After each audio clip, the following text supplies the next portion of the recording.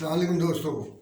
मैं last video में हमने पढ़ा है मटेरियल के बारे में कि valuation of inventory, valuation of cost of goods sold and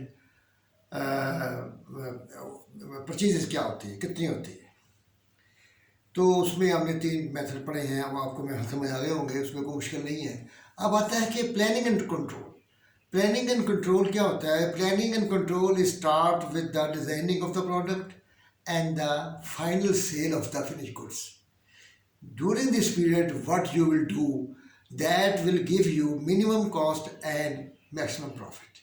ये हमारा एम है और ये पीरियड हमने कवर करना है। इस पीरियड में हमने ये देखना है कि हमें कितनी क्वांटिटी है, हमें जो रिक्वायरमेंट चीज़ें हैं वो है कि हमारी 1 साल की मटेरियल रिक्वायरमेंट क्या है और उसकी कॉस्ट पर ऑर्डर क्या है और उसके बाद cost per unit of material क्या है और उसके बाद ये है कि कैरिंग कॉस्ट क्या है। कैरिंग कॉस्ट क्या होती है कि उसको आपने ख़रीद कर स्टोर करना है, उसको ख़रीदना है तो उसके ऊपर आपको एक कुछ कॉस्टें पड़ेंगी। एक होती है carrying cost of adequate carrying material, एक होता है इनएडिकेट मटीरियल कॉस्ट, यानी कि आपने मटीरियल जो है वो कम ख़रीदा है और आपको क्या कॉस्टें पड़ती हैं। और आप अगर सही ख़रीदते हैं तो क्या कॉस्ट, सही ख़रीदते हैं तो आपको सबसे पहली बात है कि इन्वेस्टमेंट करनी पड़ती है, उसके ऊपर इंटरेस्ट देना पड़ता है या इंटरेस्ट लूज़ करना पड़ता है।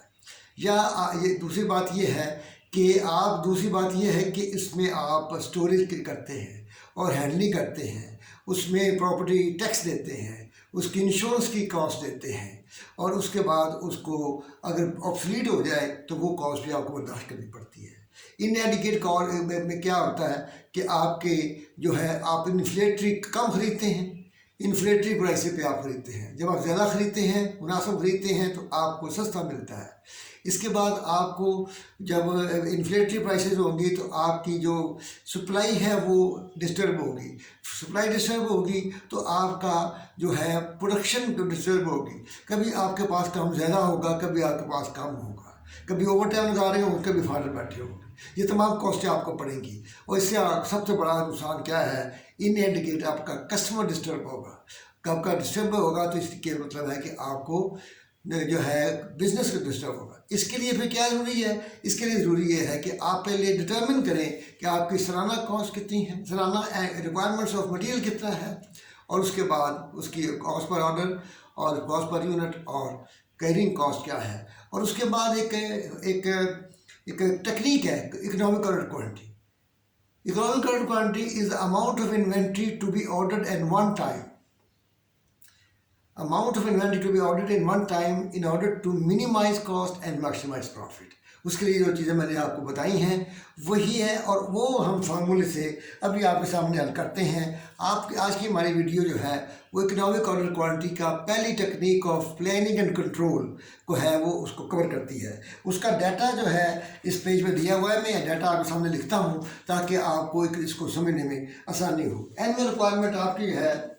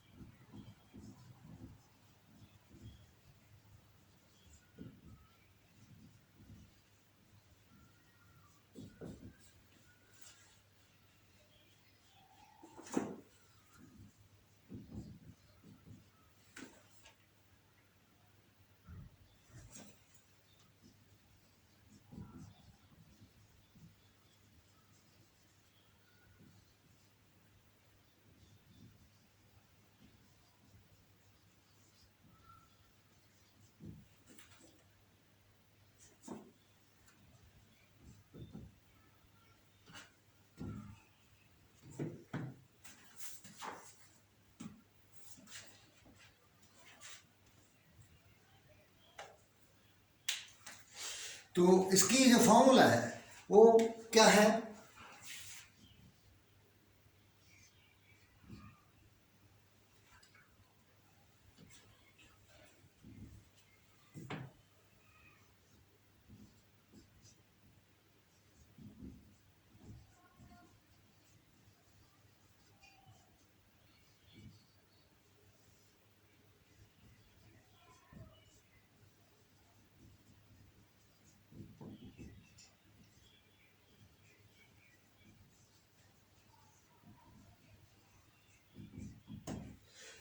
मैंने ये लिखा है कि जनाब इकोनॉमिक ऑर्डर क्वांटिटी है is equal to 2 into annual requirement under root into cost per order.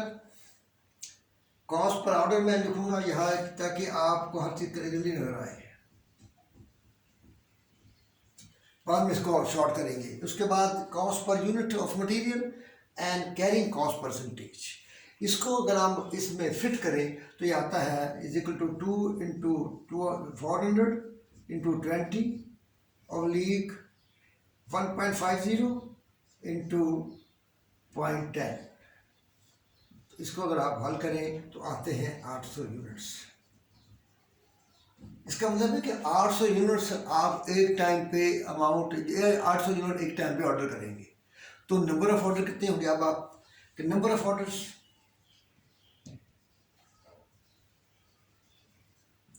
Economic order quantity oblique annual requirement oblique annual requirements oblique economic order quantity. तो इसका मतलब है कि 2400 तकसीम 800, 3 ऑर्डर होंगे एक साल में, आपने 3 ऑर्डर करने हैं। नंबर ऑफ ऑर्डर्स आपने यहाँ पे हमने मालूम कर लिया है एवरेज इन्वेंट्री। इसके बाद कहते हैं एवरेज इन्वेंट्री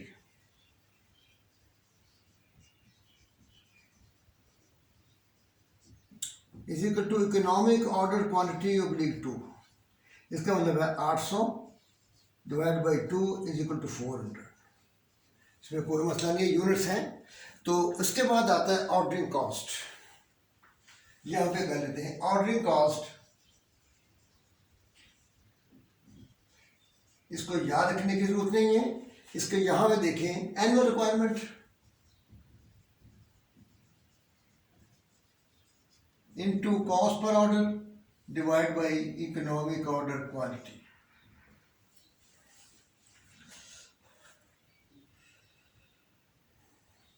तो इसका मतलब ये है कि ये आता है 2400 इंटू 20 ऑब्लिक 800। ये कितना आता है? 2400 इंटू 20 इंटू 8।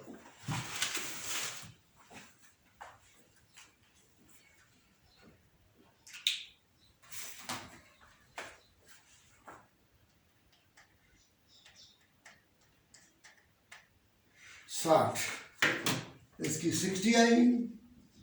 ये ऑर्डरिंग कॉस्ट है। फिर carrying cost is equal to cost per unit into carrying cost into economic order quantity oblique 2।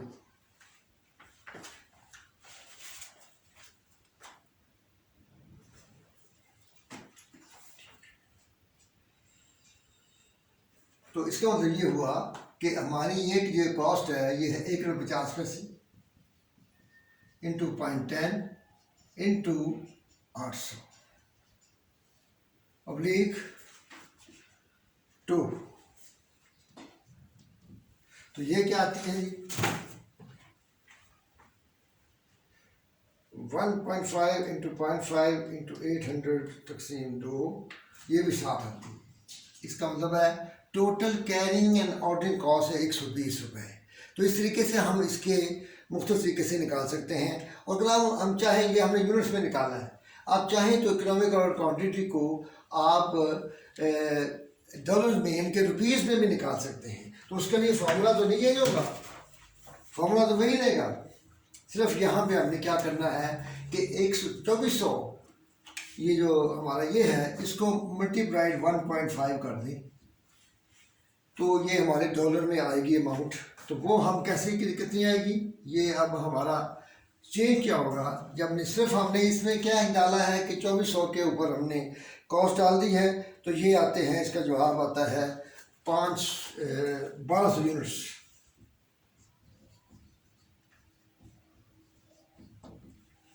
और इसको अगर आप कन्वर्ट करना चाहें यूनिट में तो डिवाइड बाई 1.5 करें तो वो 800 ही आएंगे। तो आप सिर्फ यहाँ पे एक चेंज करेंगे तो ये अगर आपसे कहे यूनिट्स में निकालो तो आपने पहला फॉर्मूला लगाना है। अगर अमाउंट में जाता है तो आप सिर्फ एनुअल रिक्वायरमेंट को पर यूनिट कॉस्ट से मल्टीप्लाई करते हैं तो ये आपको इकोनॉमिकल क्वांटिटी इन रुपीज़ दे देगा। तो इसलिए ये में रखे इकोनॉमिकल क्वांटिटी अगर खाली पूछता है तो इसका मतलब ये है कि इकोनॉमिक क्वांटिटी इन यूनिट्स पूछ रहा है, ठीक है, क्योंकि इसका फार्मूला क्या है, economic quantity amount of inventory to be ordered at one time in order to minimise cost and maximise profit. आज की वीडियो यहाँ तक है, इसको आप अच्छी तरह समझें और कमेंट्स में हमें आगाह करें अपने कमेंट से, और इसको सब्सक्राइब करें, अगर नहीं किया बेल आइकॉन को प्रेस करें और वॉच करें आखिर तक सारी वीडियो को, ताकि आपको बात जो है पूरी समझ आए। इंशाल्लाह मुझे उम्मीद है कि जब आप पूरी वीडियो देखेंगे तो आपके सवाल कम से कम होंगे। अल्लाह ताला आपको कामयाबी अता फरमाए। अल्लाह हाफ़िज़।